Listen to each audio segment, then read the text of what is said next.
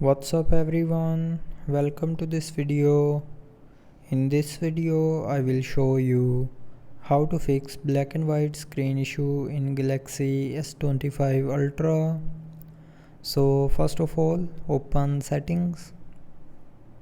Now in settings, tap on modes and routines, and then tap on sleep, and from here check if the sleep mode is turned on or not.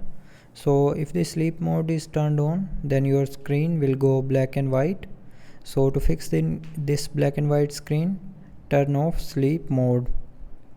But after turning off sleep mode, you are still facing the black and white screen issue, then go back to settings and scroll down. Now here click on accessibility and then click on VN enhancements. Now in VN enhancements, scroll down and click on color adjustment and check if the color adjustment is enabled or not. So if the color adjustment is enabled and you have selected grayscale, then your screen will go black and white.